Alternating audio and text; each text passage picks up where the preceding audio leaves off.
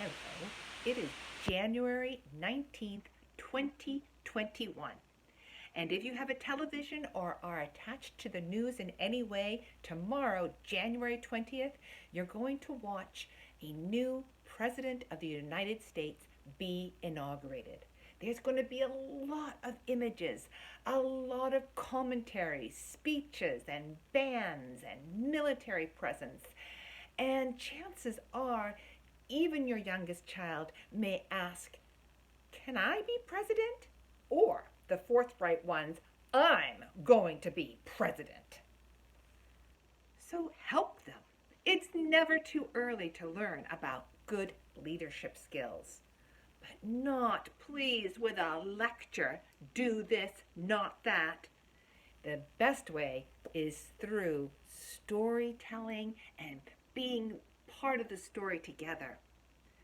Want to teach them that brute strength is not necessary? Go to Aesop's Fables, The Lion and the Mouse. Why, I encourage this one, a Caldecott metal book. And the best part is the pictures. They are fabulous. And there's no writing, there's no text, no story. You really have to tell your kids the story, and maybe they'll tell it back to you. Want to teach them about cooperation? I always go to the Little Red Hen.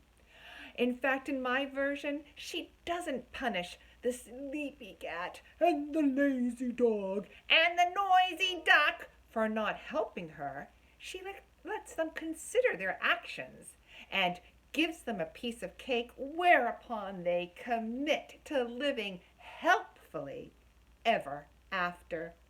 Good job, Little Red Hen. What a good leader. Responsibility? Well, there's a wonderful Burmese or Thai tale where a king neglects a piece of honey, a drop of honey that falls off his rice cake. And by being merely a bystander and not doing anything about the ants or the salamanders, the cats, the dogs, the soldiers, catastrophe happens.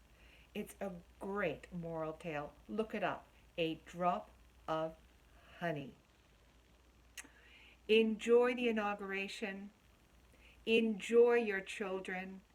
And if they do show good leadership skills, something you've talked about in your reading, why don't you give them a little sticker that says President and let them sit at the head of the table.